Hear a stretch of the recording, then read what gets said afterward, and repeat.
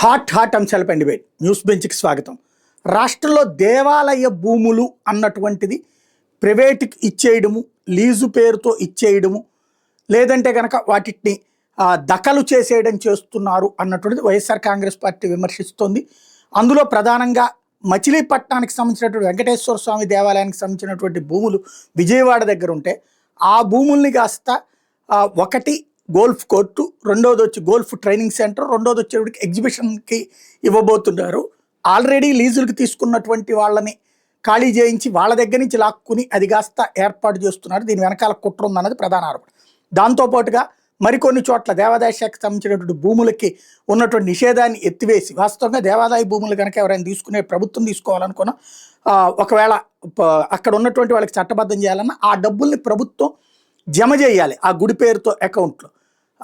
దాని మీద వచ్చే వడ్డీతో ఆ గుడి నడిపేటట్టు చూడాలి. అట్లా ఏమీ చేయకుండా వాటి మీద ఉన్న నిషేధాలు కూడా ఎత్తేస్తుంది. 22A, AC కింద ఉన్నటువంటి నిషేధాలు కూడా ఈ విధంగా దేవాలయ భూముల్లో ఆక్రమించుకున్నటువంటి వాళ్ళకి ఇచ్చేయడం, లేదంటే తమ వాళ్ళకి భూముల్ని అప్పచెప్పేయడం జరుగుతోంది అన్నటువంటిది వైసీపీ ఆరోపణ.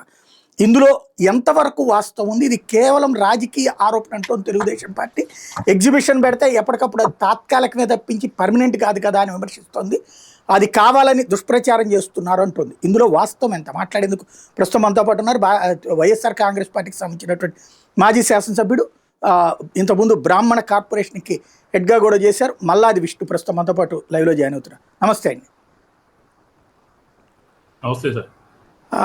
ఏంటి మీ ఇక్కడ ఇతను వచ్చేటప్పటికి తాజాగా చేస్తున్నటువంటిది బుద్ధా వెంకన్న చెప్తున్నటువంటిది అయితే కేవలం ఎగ్జిబిషన్ 45 రోజులకి 45 లక్షల రూపాయలు డబ్బులు పెట్టడానికి సిద్ధపడ్డది సొసైటీ. దాన్ని కాస్త వివాదం చేస్తున్నారు. అసలు దేవుడి భూములు ఎందుకు కబ్జా చేస్తాం అని అంటున్నారు. ఏమంటారు సార్? అసలు విజయవాడ నగరానికి దుర్గాదేవి పర్వతము, దుర్గాదేవి అక్కడ అవతరించడము, ఇదంతా కూడా చరిత్ర. ఆ చరిత్రకు తగ్గట్టుగా అమ్మవారి నవరాత్రుల్లో అమ్మవారి యొక్క ప్రాశస్యం నలుదిశలా వ్యాపించాలని చెప్పని, ఆ 9 నవరాత్రులు ఘనంగా చేయాలని చెప్పని ప్రతి ఒక్కళ్ళు నగరంలో ఉన్నటువంటి వాళ్ళు చుట్టుపక్కల రాష్ట్ర వ్యాప్తంగా అమ్మవారిని దర్శించుకోవాలని చెప్పని జరిగేటటువంటి పండగ సమయంలో అమ్మవారి దేవి నవరాత్రులతో పాటు విజయవాడ ఉత్సవం అని పెట్టడమే అసలు మొట్టమొదటిగా చేసినటువంటి పెద్ద తప్పు. ఎందుకంటే ఆ సమయంలో లక్షలాది మంది వస్తారు. ఆ లక్షలాది మంది, వేలాది మంది వచ్చినటువంటి తరుణంలో అధికార యంత్రాంగం అంతా కూడా మొత్తం అన్ని డిపార్ట్మెంట్స్, ఆల్ డిపార్ట్మెంట్స్ కూడా, police, revenue, fisheries, health, endowments, ఇక్కడ నుంచి వచ్చేటటువంటి ప్రజలకు సంబంధించినటువంటి భద్రత విషయంలో, ఆరోగ్యం విషయంలో ఇక్కడ నుంచి సరిపోక రాష్ట్ర వ్యాప్తంగా కూడా అందరినీ ఇక్కడికి తీసుకొచ్చి ఇక్కడ ఒక పెద్ద పండుగ జరుగుతున్నటువంటి సమయం, జరుగుతున్నటువంటి పరిస్థితులు. ఇలాంటి పరిస్థితిలో అసలు తెలుగుదేశానికి సంబంధించినటువంటి పార్లమెంట్ సభ్యులు కానీ, తెలుగుదేశానికి సంబంధించినటువంటి లీడర్స్ కానీ విజయవాడ ఉత్సవం అని పెట్టడమే పెద్ద తప్పు. ఆ సందర్భంలో అధికార యంత్రాంగం హడావుడిగా ఉన్నటువంటి సందర్భంలో పైగా మీరు ఎక్కడో చోట ప్రైవేట్ ల్యాండ్ తీసుకుని పెట్టాల్సింది పోయి మచిలీపట్నానికి సంబంధించినటువంటి, గొడుగుపేటకు సంబంధించినటువంటి వెంకటేశ్వర స్వామికి సంబంధించిన ల్యాండ్ 40 ఎకరాలని ముందు 33 సంవత్సరాలు లీజు తీసుకుందామని చెప్పిన ఒక ప్రయత్నం చేసినట్టున్నారు. సరే, మా పార్టీకి సంబంధించి మా వాళ్ళందరూ కూడా ఈ దేవాదాయ సంబంధించినటువంటి భూములు ఈ మధ్య కాలంలో, అంటే ఈ ప్రభుత్వం వచ్చిన తర్వాతే లీజుకి ఇచ్చేటటువంటి, పూర్వం ఎలా ఉండేది, దేవాదాయ సంబంధించినటువంటి భూముల విషయంలో ఒక టెండర్ సిస్టమ్ ఉండేది, ఎక్కువ ఎవరిస్తే వాళ్ళకి ఇచ్చేవాళ్ళు. దాని నుంచి ప్రభుత్వము, ఎండోమెంట్స్ సంబంధించిన దేవాదాయ శాఖ ఒక జీవోని తీసుకొచ్చింది. ఏమని, వాళ్ళకి నగరాల్లో ఉండేటటువంటి ల్యాండ్ని ఎవరికి కావాలంటే వాళ్ళకి ప్రభుత్వము ఇచ్చే విధంగా 33 సంవత్సరాలకి ఆ పైబడి డైరెక్ట్గా ఇచ్చేసే విధంగా ఒక నిర్ణయం చేసింది. ఆ నిర్ణయాన్ని ఆ రోజు మేము తీవ్రంగా వ్యతిరేకించాము. ఇది సరైనటువంటిది కాదు. ఎందుకునంటే ఈ ఉదాహరణ తీసుకోండి, ఈ ల్యాండ్, ఈ వెంకటేశ్వర స్వామికి సంబంధించిన, గొడుగుపేట వెంకటేశ్వర స్వామికి సంబంధించినటువంటి ఈ ల్యాండ్ పూర్వం 200 సంవత్సరాల క్రితం గొల్లపూడిలో ఉన్నటువంటి ల్యాండ్, ఆ గొల్లపూడిలో ఉన్నటువంటి నవాబులు కానీ, వడ్లమన్నాడులో ఉన్నటువంటి బ్రాహ్మణులు కానీ, ఇలాంటి వారందరూ కూడా ఆ వెంకటేశ్వర స్వామికి భక్తితో వారందరూ కూడా ల్యాండ్స్ ఇచ్చి దాని ద్వారా వచ్చేటటువంటి ఆదాయాన్ని అక్కడ ఉన్నటువంటి ధూపదీప నైవేద్యాలకు, అర్చకులకు, ఒక ఆగన పండితులకు అలా అందరికీ కూడా ఉపయోగపడాలి. స్వామివారికి ఎక్కడా కూడా లోటు రాకూడదు, ఎక్కడో కూడా ఇబ్బంది కలగకూడదు అనే ఉద్దేశంతో మహానుభావులందరూ కూడా ఆ ల్యాండ్ ఇచ్చారు. ఆ ల్యాండ్ని మీద కన్నేసి ఆ ల్యాండ్ మీద తెలుగుదేశానికి సంబంధించినటువంటి ముఖ్య నేతలు అందరూ కూడా కన్ను వేసి మొట్టమొదట ప్రభుత్వాన్ని ఉపయోగించి 33 సంవత్సరాలు అన్నారు. తర్వాత 33 సంవత్సరాల నుంచి ఇప్పుడు ఈ పండగ వరకు అంటున్నారు. అసలు మీరు ఆ దేవాదాయ శాఖలో దేవుడికి సంబంధించినటువంటి ఒక ఆక్షన్లో పాడుకుని వ్యవసాయం చేస్తున్నటువంటి వారి ల్యాండ్ని మీరు తీసుకోవచ్చా? ఫస్ట్ ప్రశ్న అక్కడ ఉత్పన్నమవుతుంది. తీసుకోవడమే కాదు, అదంతా కూడా మట్టితో చదును చేశారు. ఈ సంవత్సరం వరకు ఏం చెప్తున్నారు కదా, ఈ సంవత్సరం అయిపోయిన తర్వాత మళ్ళీ అది పంట పండించడానికి సాధ్యపడుతుందా? ఎక్కడైనా జరుగుతుందా? మళ్ళీ మట్టి అంతా కూడా ఎవరు తీయాలి? ఎవరు ఎందుకు తీస్తారు? తీసేటటువంటి విషయం కాబట్టి ఏంటంటే వీళ్ళు ఆ భూమి మీద కన్ను వేసి 33 సంవత్సరాలని తీసుకోవటానికి ఒక ప్రయత్నం చేసి ప్రతిపక్షాలతో, సోషల్ మీడియాతో, వైఎస్ఆర్ కాంగ్రెస్ పార్టీతో చూసి భయపడి ఈ పండగ వరకు, ఈ ఉత్సవం వరకు అంటున్నారు. అసలు ఉత్సవాలు దేవీ నవరాత్రుల్లో చేయటం అనేదే చాలా శుద్ధ తప్పు. అలాంటిది మళ్ళీ వెంకటేశ్వర స్వామికి సంబంధించినటువంటి ల్యాండ్ని తీసుకుని ఆ ల్యాండ్లో మీరు ఒక లేఅవుట్ లాగా చేసి అక్కడ రకరకాలైనటువంటి ముందు 33 సంవత్సరాలు అయితే దాంట్లో గోల్ఫ్ కోర్స్ అని అదని ఇదనేది, ఇప్పుడు మళ్ళీ ఆక్షన్ సిస్టమ్ పెట్టి ఎగ్జిబిషన్లో డబ్బులు వసూలు చేస్తున్నారు. ఒక్కొక్క షాపుకి ఇంతని పెట్టి వసూలు చేస్తున్నారు. ఇది సరైనటువంటి విధానం? ఇది హిందూ ధర్మానికి వ్యతిరేకం కాదా? హిందూ ధర్మాన్ని కించపరచడం కాదా? ఇలాంటి కార్యక్రమాలు అధికారంలో ఉన్నటువంటి పార్టీ చేయొచ్చా? దీనికి సమాధానం చెప్పాలి. ఉత్సవాలు చేస్తే చేసుకోండి, మాకేం అభ్యంతరం లేదు. ఆ ఉత్సవాల పేరిటి మీద దేవాదాయ శాఖకు సంబంధించినటువంటి భూమిని మీరు తీసుకోవటము ఒక తప్పు. తీసుకోవటమే కాకుండా ప్రజల దగ్గర నుంచి విపరీతమైనటువంటి, ఈ మధ్య కాలంలోనే వెస్ట్ కాన్స్టిట్యున్సీలో సుజనా చౌదరి గారు ఒక ప్రెస్ మీట్ పెట్టి చెప్పాడు, చందాలు విపరీతంగా రకరకాలైనటువంటి కారణాలు చెప్పి వర్తకుల నుంచి, ప్రజల నుంచి విపరీతమైనటువంటి చందాలు వసూలు చేస్తున్నారు, ఎవరు కూడా ఇలాంటి పనులు చెయ్యొద్దు అని చెప్పని ఆ పక్కన ఉన్నటువంటి శాసనసభ్యుడు చెప్పడం జరిగింది. అయినప్పటికీ కూడా వైబ్రెంట్ విజయవాడ అని పెట్టి ఈ రకంగా అయినటువంటి కార్యక్రమాలు ప్రజల దగ్గర నుంచి, వ్యాపారస్తుల దగ్గర నుంచి, అసలు వ్యాపారస్తులు లేక వ్యాపారస్తులే ఈ ప్రభుత్వం వచ్చిన తర్వాత కుదేలైపోయి ఇబ్బంది పడుతున్నటువంటి తరుణంలో పెద్ద ఎత్తున అంటే మీరు నగదు ఉత్సవ పేరు మీద మీరు చేస్తున్నటువంటి ఇదంతా కూడా ఏ రకంగా ఉంది? కాబట్టి హిందూ ధర్మం అసలు దసరా నవరాత్రుల్లో చేయటమే తప్పు, చేసిన వెంకటేశ్వర స్వామి సంబంధించినటువంటి భూముల్ని స్వాధీనం చేసుకునేటటువంటి ప్రయత్నం తప్పు. ఈ రకమైనటువంటి కార్యక్రమాలు ఎందుకు చేస్తున్నారు, ఉద్దేశపూర్వకంగా చేస్తున్నారా అని చెప్పని వైఎస్ఆర్ కాంగ్రెస్ పార్టీ ప్రశ్నిస్తూ ఉంది. ఇక్కడ ఒక డౌట్ ఏంటంటే, అంతకుముందు దుర్గగుడికి సంబంధించిన ల్యాండే కదా సిద్ధార్థ మహిళా కళాశాలకు సంబంధించినటువంటి ల్యాండ్. అప్పట్లో రాజశేఖర రెడ్డి గారు సీఎంగా ఉన్నప్పుడు దాన్ని క్యాన్సిల్ చేస్తే నిర్ణయం తీసుకోవడం, మళ్ళీ ఆ తర్వాత గవర్నమెంట్ మారిన తర్వాత తెలుగుదేశం గవర్నమెంట్ వచ్చినప్పుడు అది కంటిన్యూ చేశారు. లీజ్ ఏమన్నా పెంచారా దానికి? అంటే సుప్రీంకోర్టు దాకా పోయి ఉన్నది. సుప్రీంకోర్టులో ప్రభుత్వం నుంచి సరైనటువంటి వాదనలు ఈ మధ్య కాలంలో వినిపించకపోవడం మూలంగా ఇంకా అక్కడ ఒక నిర్ణయం తీసుకుంది. విజయవాడ నడిబొడ్డులో ఉన్నటువంటి ల్యాండ్ విద్యా సంస్థలు నడుపుతున్నాము అని చెప్పారు. బట్ కానీ విద్యా సంస్థలు నడిపినప్పటికీ కూడా అమ్మవారికి కూడా ఆదాయం రావాలి కదా. ఆ ల్యాండ్ ఇచ్చినటువంటి వాళ్ళు, ఆ ల్యాండ్ సంబంధించినటువంటి ఓనర్లు వాళ్ళ యొక్క ఆశయాన్ని దెబ్బతీసే విధంగా గత కొన్ని సంవత్సరాలుగా నడుస్తుంది. కాబట్టి విద్యా సంస్థ అనే పేరు మీద నడుస్తుంది. కాబట్టి సుప్రీంకోర్టులో ఉన్నట్టుగా నాకు అవగాహన ఉంది. ఆ సుప్రీంకోర్టు నుంచి జడ్జిమెంట్ వచ్చిన తర్వాత దానికి తగ్గట్టుగా పనిచేయాల్సిన అవసరం. ఇప్పుడు నాకు ఈ వీళ్ళకి సంబంధించి, ఇప్పుడు ఈ వెంకటేశ్వర స్వామి టెంపుల్కి సంబంధించి ల్యాండ్ తీసుకుంటారు అంటే ఎగ్జిబిషన్ సొసైటీగా ఇదివరకు అయితే మనకి కలెక్టరు, కమిషనరు వీళ్ళిద్దరూ కూడా ఇప్పుడు గౌరవ అధ్యక్షుడు, గౌరవ కార్యదర్శిగా ఉండేవాళ్ళు. మనకి ఈ చలసాని దత్తు వీళ్ళందరూ కూడా కలిపి ఒక ఇది ఉండేది. దాంట్లో అక్రమాలు అవకతవకలు జరిగినాయని అప్పుడు రద్దు చేశారు కదా, కేసు కూడా పెట్టి చాలా ఇష్యూ అసలు జరిగింది కదా.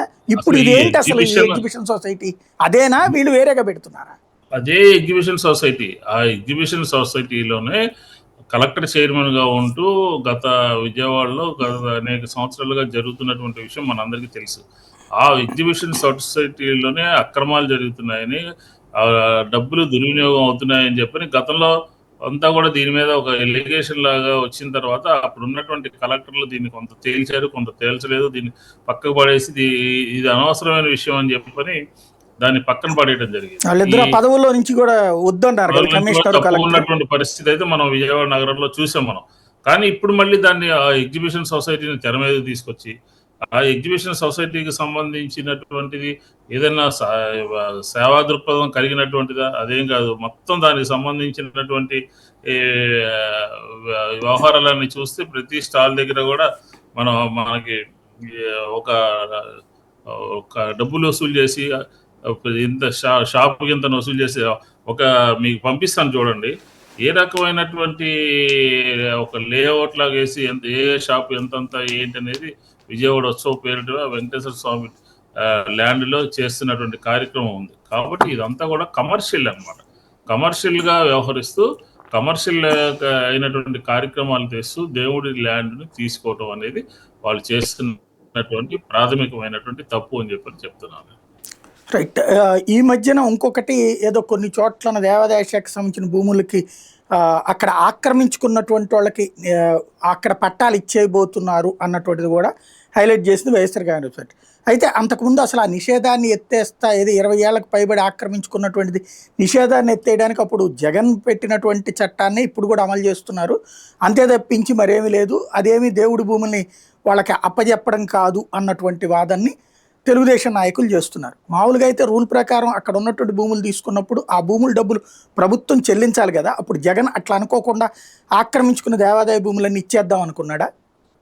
సార్ ఇప్పుడు అది చాలా శుద్ధ తప్పు సార్ వాళ్ళ ఆర్గ్యుమెంట్.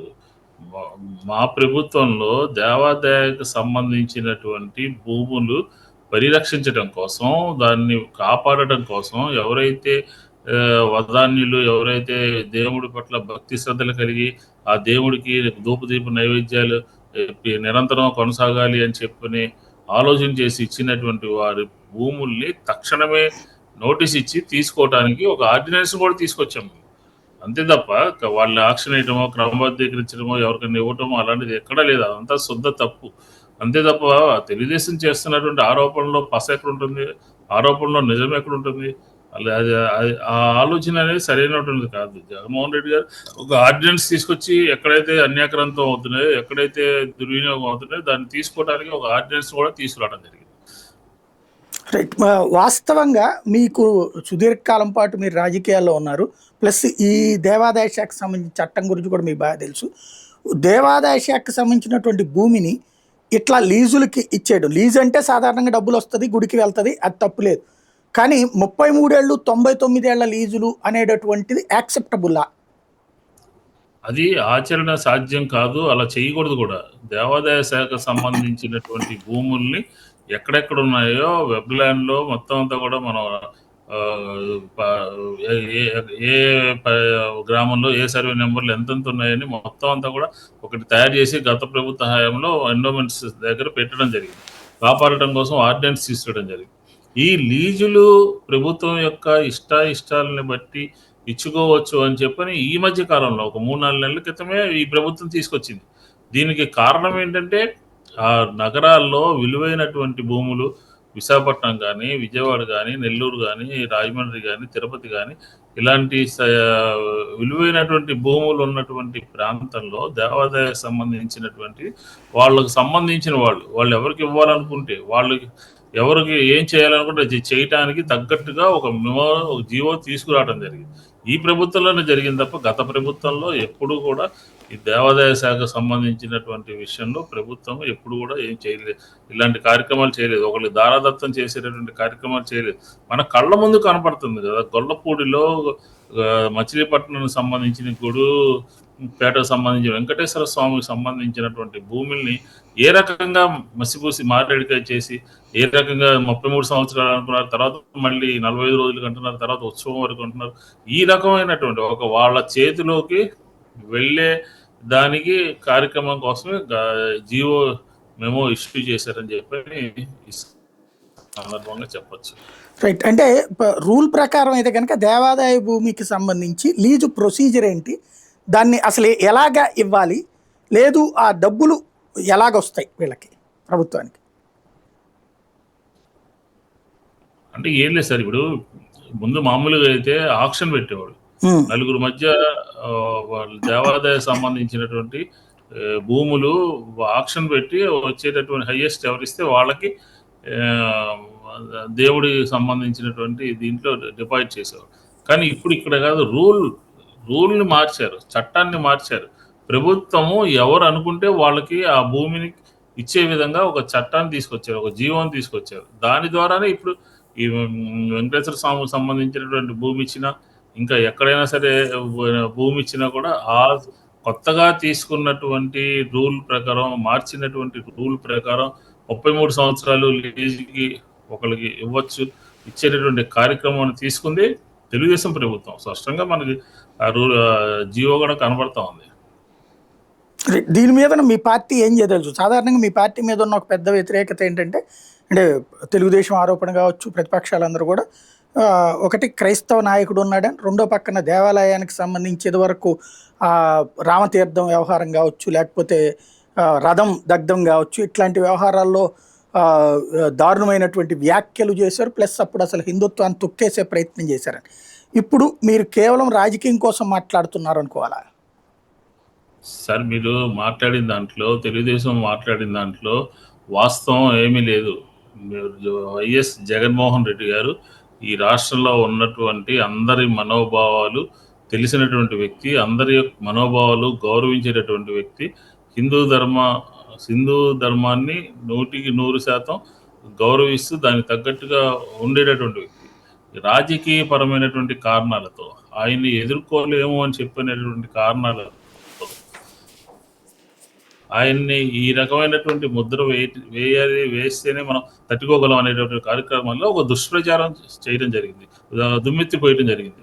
వాస్తవంగా మా ప్రభుత్వ హయాంలో జరిగినటువంటి అక్కడక్కడ జరిగినటువంటి సంఘటనల పట్ల ఇమ్మీడియట్గా రియాక్ట్ అయ్యాం.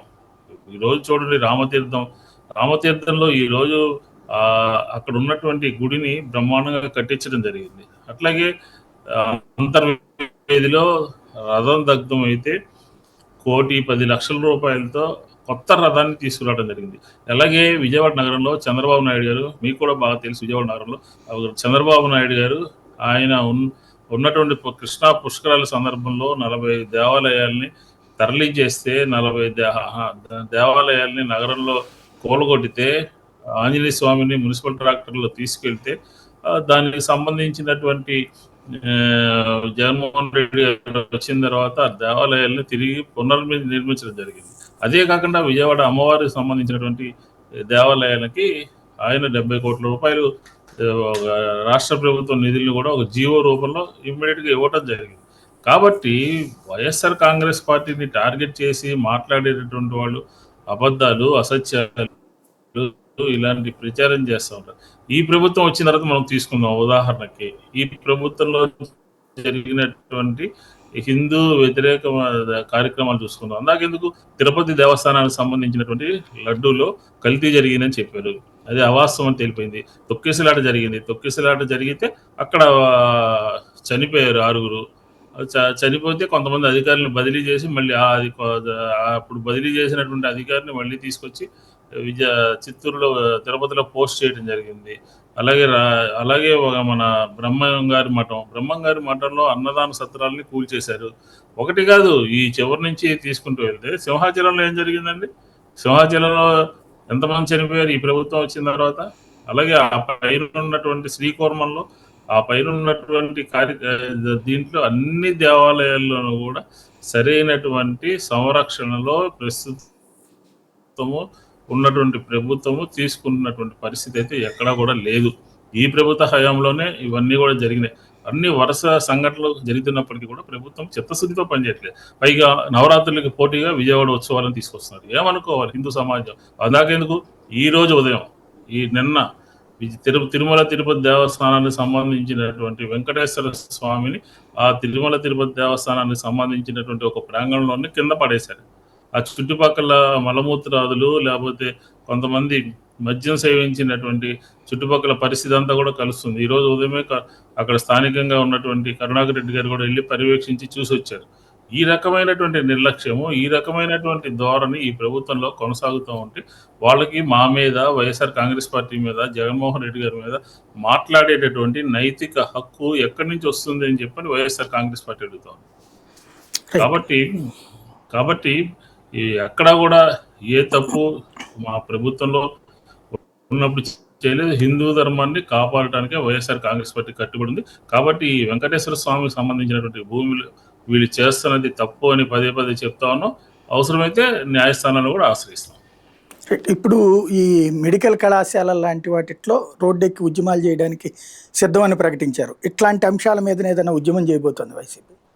సార్ ఇది ఇలా ఈ ఆంధ్రప్రదేశ్లో హిందూ ధర్మాన్ని కాపాడటం కోసం దేవాదాయ శాఖలో జరుగుతున్నటువంటి విషయాల మీద ప్రజల్ని చైతన్యపరచడం కోసం అన్ని దేవాలయాల్లో కానీ అన్ని సంఘాలు హిందూ ధర్మం పట్ల ముందుకు వచ్చేటటువంటి వాళ్ళు, హిందూ ధర్మాన్ని కాపాడాలని కోరుకునేటటువంటి వాళ్ళు, అలాగే బ్రాహ్మణ సంఘాలు వీటన్నిటితో కూడా మాట్లాడి ఒక కార్యాచరణ ప్రణాళికని వాస్తవంగా ఈ 15 నెలల కాలంలో ఆంధ్రప్రదేశ్లో జరిగినటువంటి అంశాలన్నింటినీ కూడా మా మీద ఎదురుదాడి చేయడం కాదు, మీరు చేస్తున్న తప్పుని ప్రజలకి ఎత్తి చూపించేటటువంటి కార్యక్రమాన్ని మేము తీసుకోబోతున్నాం అని చెప్పిన కూడా ఈ సందర్భంగా చెప్తాను.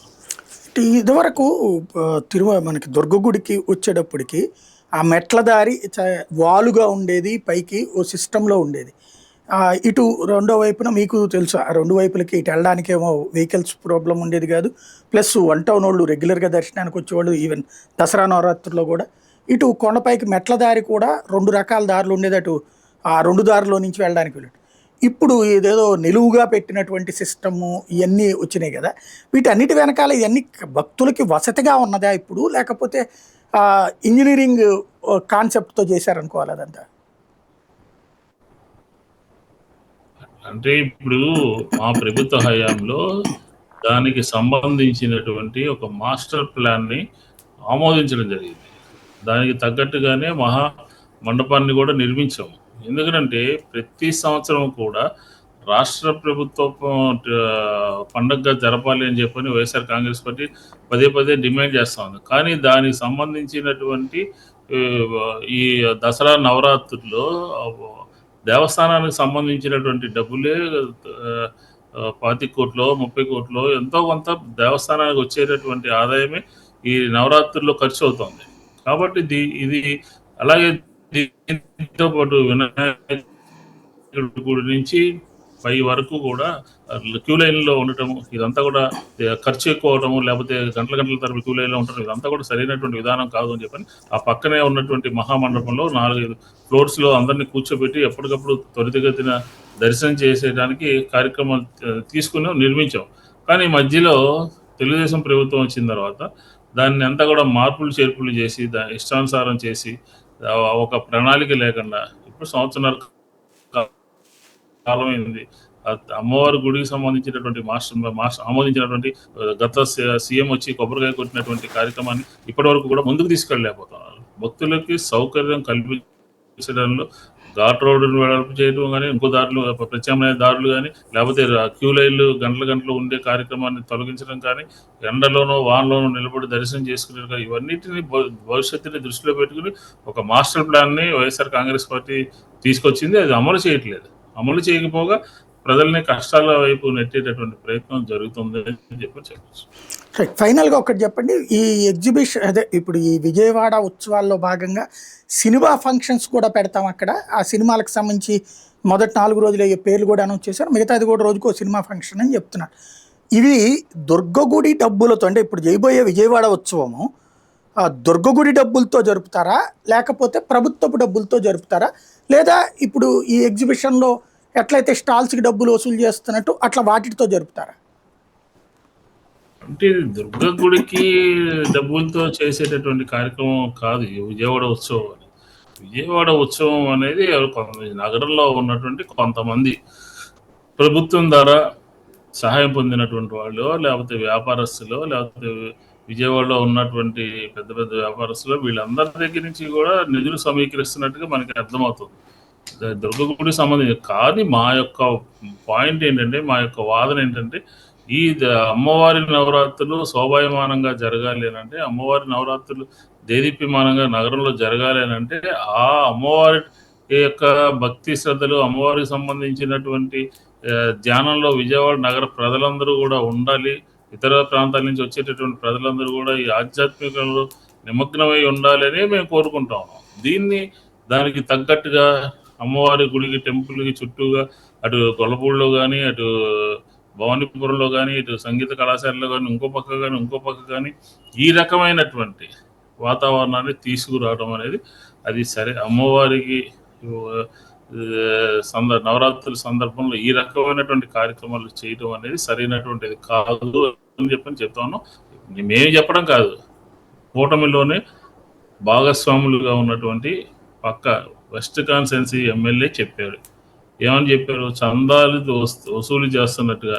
అది దేనికనేది నేను చెప్పను. ఆయన చెప్పిన దానికి చందాలు వసూలు చేస్తున్నట్టుగా ఈ నగరంలో కార్యక్రమాలకి విపరీతంగా ప్రజల దగ్గర నుంచి, వ్యాపారస్తుల దగ్గర నుంచి చందాలు వసూలు చేస్తున్నట్టుగా తెలుస్తుంది. అటువంటి కార్యక్రమాలు చేయదు. ఏదైనా ఉంటే కూటమి నేతలు మేము మాట్లాడుకుంటా ఉన్నారు. కాబట్టి ప్రతి ఒక్కళ్ళు కూడా ప్రజల మీద భారం వేయకుండా, ప్రజల మీద ఇబ్బంది పడకుండా నవరాత్రుల్లో ఇలాంటి కార్యక్రమాలు చేయడం తగదు అనేది మా యొక్క వాదన. థ్యాంక్ యూ వెరీ మచ్ అండి. ఇది పరిస్థితి. బెజవాడలో దుర్గగుడి దసరా శరన్నవరాత్రి ఉత్సవాలు అనేటువంటిది భక్తి భావంతో దశాబ్దాలు కాదు శతాబ్దాలుగా జరుగుతుంది. స్వతంత్రం వచ్చిన తర్వాత ఎప్పటికప్పుడు అప్డేట్ అయ్యింది. అద్భుతమైనటువంటి రూట్లో ఇప్పుడైతే లక్షల మంది వస్తూ ఉన్నటువంటి పరిస్థితి. అట్లాంటి సందర్భంలో ఆ వచ్చే భక్తులు కేవలం ఆధ్యాత్మిక చింతనే కాదు, ఇక్కడ వినోదం కూడా అందించేందుకు విజయవాడ ఉత్సవం నిర్వహిస్తున్నామని చెప్తున్నది ప్రభుత్వం. ఆ నిర్వహించేటటువంటి క్రమంలో దాన్ని అడ్డుపెట్టుకుని దేవుడి భూములు కాజేయడానికి కుట్ర చేశారు అన్నటువంటి ఆరోపణలు వైఎస్ఆర్ కాంగ్రెస్ పార్టీ చేస్తున్నటువంటి నేపథ్యంలో ఒరిజినల్ వాస్తవాలు ఇవి. ఇందులో రైటా రాంగ్ పబ్లిక్ డిసైడ్ చేసుకోవాల్సిన అంశం.